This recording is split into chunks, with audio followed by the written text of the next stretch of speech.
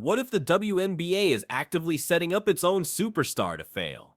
In a move that has fans screaming corruption, the league just made a decision so baffling for the Fever vs. Aces semifinals, it looks like they want one team to lose.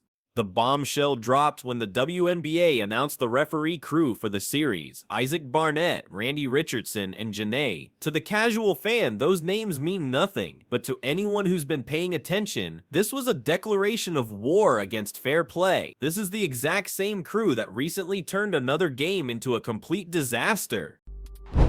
It's bad for the game.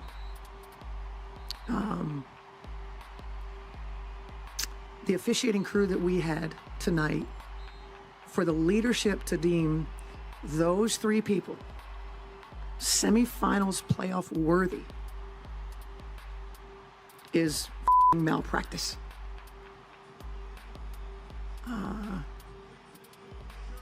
can take an L with the best of them.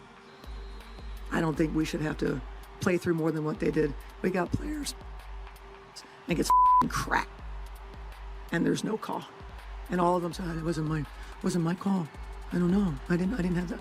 I didn't see it that. The outrage all traces back to the Minnesota Lynx vs. Phoenix-Mercury game, a contest that became infamous for its chaotic officiating. The crew let the game devolve into a street fight, and one of the league's most respected coaches was about to have a complete meltdown on national television. That coach was Cheryl Reeve. She watched in horror as her star player, Napheesa Collier, was brutalized with no calls. After a particularly rough play, Reeve finally snapped. She stormed the court, screamed at the officials, and was immediately ejected. She wasn't just angry, she was exposing a broken system. Let's jump right in. I want to start with the play that set off all of the chaos. Everything else that we will talk about, there is one play that set off all of it, and it is this steal that Alyssa Thomas made on Napheesa Collier. So this was at the end of the game. Fee is dribbling down, and Alyssa Thomas goes across her body, steals the ball, and then takes the ball full court for a layup on the other end, and that pretty much sealed the deal for the Phoenix-Mercury. They won last night's game, but I want to show you guys the close-up. This was not ruled a foul, and I am dumbfounded by the amount of people online, even the amount of professionals online who are saying that this is no foul. And the reason that they're saying that it is no foul is, as you can see here, Alyssa Thomas reaches across, and when she reaches across, you can pause the video here, she gets all ball first. Okay, so no, was there any foul when she was tapping the ball away? No, it seems like there's no contact there. She strips the ball clean. But as you can see, the angle in which Alyssa Thomas is running across Fee, Fee's going this way, Alyssa Thomas is going this way. Fee is in full motion. You can even see, again, with this screenshot, the angle in which Fee's body is going. She is going full speed in one direction. She is running in one direction, and Alyssa Thomas cuts her off in that regard. But instead of looking into the officiating that caused the chaos, the WNBA did something shocking. They suspended Cheryl Reeve. They fined her assistants. They punished the entire coaching staff for the crime of demanding accountability. The message was clear: sit down, shut up, and don't you dare question the refs, no matter how bad they are.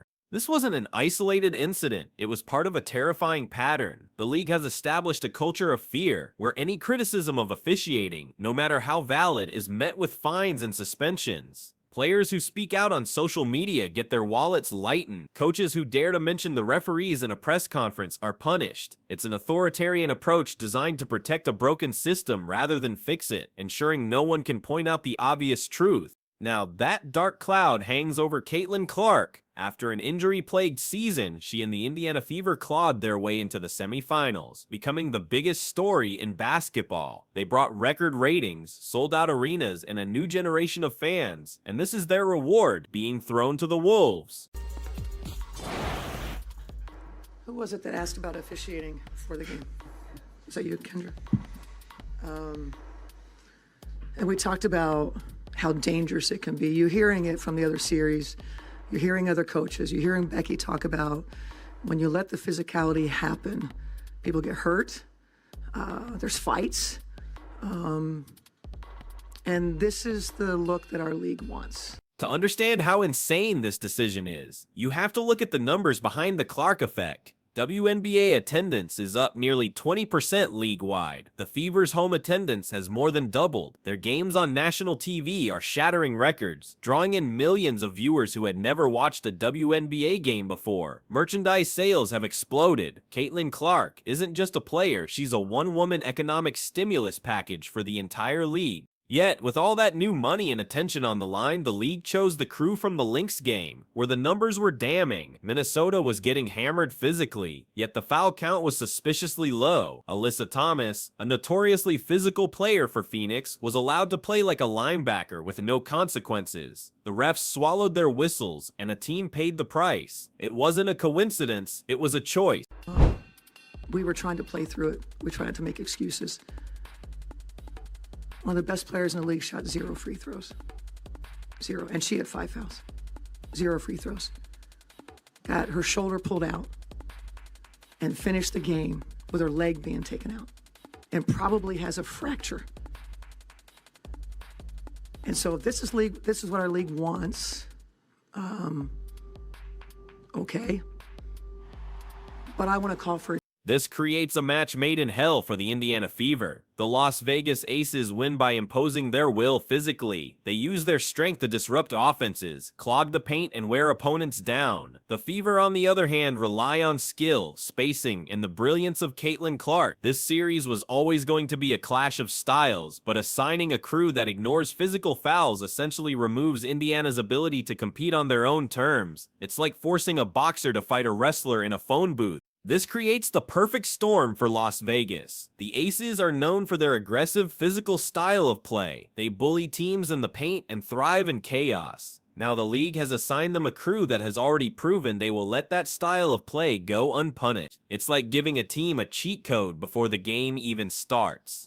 This isn't a one-time problem either, especially for Caitlin Clark. All season, she's been hacked, pushed, and body-checked with almost no protection from the officials. Players have treated her like a target, and the refs have looked the other way. This assignment feels like the league is officially giving up on protecting its most valuable asset. It raises a serious question about the league's strategy. The WNBA is in the middle of a massive growth spurt, all thanks to Caitlin Clark, but instead of capitalizing on it, they're actively alienating their new audience with decisions that make the entire sport look rigged. It's a level of self-sabotage that is truly stunning to watch.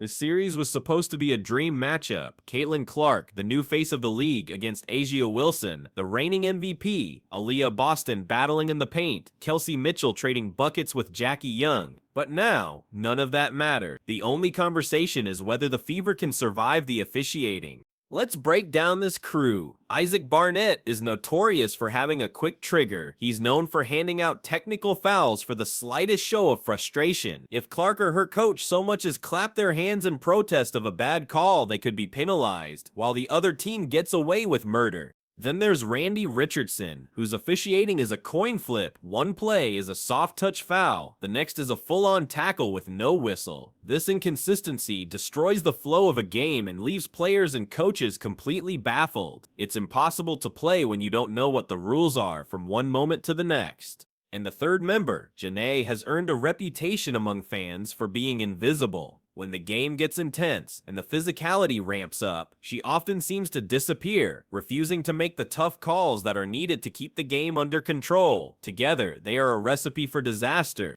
Fans immediately saw this for what it was and erupted online. Social media was flooded with accusations of corruption, with thousands of people pointing out how suspicious it is to assign the league's most controversial crew to its most-watched series. The backlash was instant and brutal. This has devolved into a public relations nightmare of the league's own making. At a time when the WNBA is desperately trying to convince the world it's a major professional sports league, this decision makes it look like a minor league operation run by amateurs. New fans tuning in for the first time are being greeted with a controversy that suggests the games aren't on the level. It completely undermines any marketing campaign about growth and legitimacy. The most popular theory is that the league is protecting its golden child. The Las Vegas Aces are the dynasty team, backed by a powerful owner in a glitzy market. The narrative is that the league wants them back in the finals, and this referee assignment is the easiest way to tilt the scales in their favor. This creates a crisis of faith. Sports are built on the idea of fair competition, but when fans start to believe the outcome is predetermined by biased officiating, they lose trust. And once that trust is gone, it's almost impossible to get back. Fans will simply stop watching. The saddest part is that the referees have become the main event. Instead of hyping up the incredible athletes on the court, everyone is focused on the 3 people with whistles. It's an insult to the players who have worked their entire lives to get to this stage. This also exposes a glaring double standard. Stars like A'ja Wilson and Breanna Stewart consistently get the benefit of the doubt on foul calls. Meanwhile, players like Aaliyah Boston get mugged in the paint with no whistle. Fans see this imbalance and it drives them crazy. You can already picture the nightmare scenario. The Fever on a run, Clark hits a big 3 and the crowd is electric. Then on the next play, she gets hit on the arm during a shot, no call. The Aces get a fast break, score, and the momentum is completely killed by one bad decision. The league can't say they weren't warned. Cheryl Reeve's explosion was a massive red flag. She was practically begging the league to address its officiating problem, but they didn't listen. Instead, they punished her and promoted the very refs she was protesting against. By assigning this crew, the WNBA is sending a clear message to the Aces. Be as physical as you want, the whistles will be silent. This gives them an unfair advantage before the series even begins, and puts the Fever in an almost impossible position. And here's the kicker, fans don't even want another Aces championship run. Polls and social media sentiment show that the audience is desperate for a new story. They want to see Caitlin Clark on the biggest stage. That's the matchup that grows the game, not another predictable victory for the dynasty. The league's own social media pages have become a war zone. Under every post about the semifinals, the top comments are "League rigged, protect Caitlin, and fire these refs." This isn't just a few angry fans, it's a massive portion of their paying audience feeling betrayed. It's gotten so bad that even rival coaches have started to speak out. When coaches from other teams are openly criticizing the officiating, you know it's not just sour grapes, it's a systemic problem that is damaging the credibility of the entire league. This assignment has cast a dark cloud of suspicion over the entire series. Now every close call, every no call, and every technical foul will be scrutinized as potential evidence of a fix. It ruins the joy of watching the game because you can never be sure if what you're seeing is real. So, is this just extreme incompetence, or is it a deliberate conspiracy? The truth is, it doesn't matter. Whether it's by design or by accident, the result is the same, a playoff series that feels fundamentally unfair. The most absurd part of this whole situation is that the league is actively undermining its own cash cow. Caitlin Clark is single-handedly driving ratings and revenue to unprecedented heights. And instead of protecting their golden goose, they're setting her up to be hammered by a physical team with a complicit riff crew. And think about the collateral damage. Aaliyah Boston has been a warrior in the paint all year, but she's about to face a nightmare where she'll be punished for trying to defend A'ja Wilson. Kelsey Mitchell, a dynamic scorer, will likely see her drives to the basket ignored by the officials. It affects the whole team. Throughout this entire firestorm, the WNBA Commissioner's Office has been silent. No explanation, no transparency, no accountability. That silence is deafening, and it only makes the league look more guilty. This reveals a deeply broken system. In the NBA or NFL, when a referee crew blows a high-profile game, they are often held accountable and kept out of the spotlight. In the WNBA, it appears they get rewarded with an even bigger assignment. It's amateur hour. In the end, this feels like a betrayal. It's a betrayal of the players, who deserve a fair chance to compete, and it's a betrayal of the millions of new fans who invested in the league because of Caitlin Clark, only to be shown that the game might be rigged after all. The long-term fallout from this could be catastrophic. What message does this send to the next generation of college superstars? If they see that the WNBA won't protect its biggest names, they might think twice about declaring for the draft. What about potential sponsors and investors? They're not going to pour money into a league that looks corrupt and poorly managed. This one decision could poison the well for years to come. The damage may already be done. With trust shattered, the WNBA now faces a critical question. How can it possibly win back the fans who now believe the league is working against its own biggest star?